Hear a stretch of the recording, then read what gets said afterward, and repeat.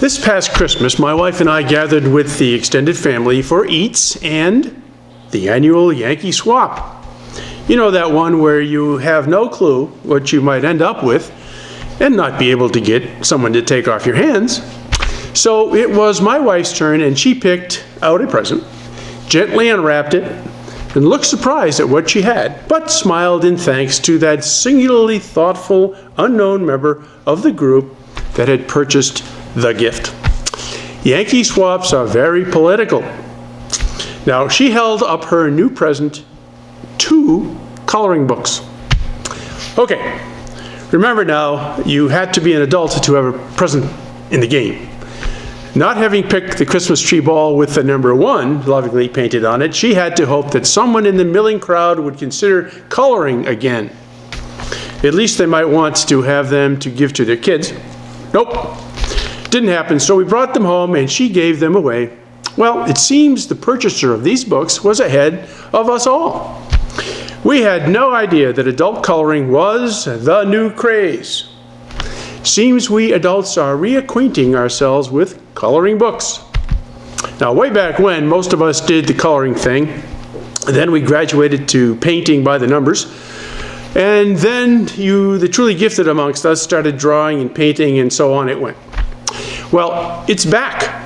Now all of us with our previously marginal skills can apply them again, trying to stay within the lines and on the paper. If you were to go into a senior center, a nursing home, or a public library, in increasing numbers, you would see groups of folks coloring away. Some in a class, others just hanging around to color. There are even coloring clubs springing up.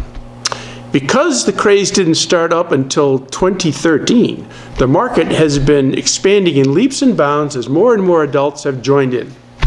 Amazon's top 20 selling books included 8 coloring books last year.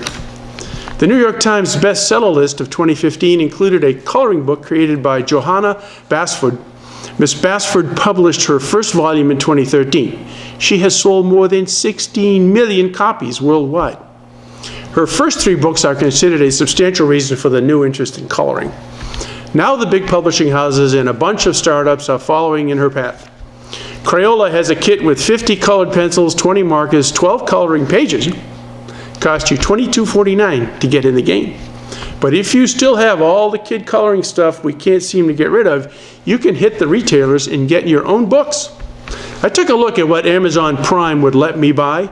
The first several books were all under $10. The second on the list could be had for $8.73. I found it interesting that if you wanted to spend only $3.72, you could have one of the 70 offerings of used and new books. Wonder how used any of them would be. One publisher, Sky House Publishing, has sold more than 3 million ACBs since it began selling them in June of 2015. No way. They have 32 different adult coloring books in print, with another 25 scheduled for publication. Because this is entrepreneurial America we live in, the spin-offs are already here. You can buy coloring journals, coloring calendars, diaries, greeting cards, note cards, stickers, posters, and other stuff all ready for you to color on. Why are we oldsters back in our coloring books? Well, lots of us don't do the handheld electronic stuff. And many of us have stress for pick a reason. So the claim is coloring is relaxing. It allows for free expression. You don't have to stay within the lines if you don't want to, and you can use whatever color suits your fancy. Coloring improves hand-eye coordination and improves fine motor skills. Great things for folks in the Alzheimer's ward. There is an organization, always seems to be one for everything in America, called the American Art Therapy Association that advocates coloring for self-care regimens. And you can now find a coloring book on any subject you can think of. Most popular seem to be the nature books. But if you like Harry Potter or the zombies, no problem. And every day another subject gets into the mix. Here are 2 examples of owls. You can see this very well. Owls, you can color. Whimsical creature, the owl. Thank you for watching, and God bless. Find us on Cox Channel 15 or Verizon Channel 34. Saturdays at 4 p.m. and Sundays at 10 a.m. Find us on the web at www.gaspyproject.com/commonsenseri. You can also find us on Facebook as Common Sense of Rhode Island and on Twitter at &CommonSenseRI.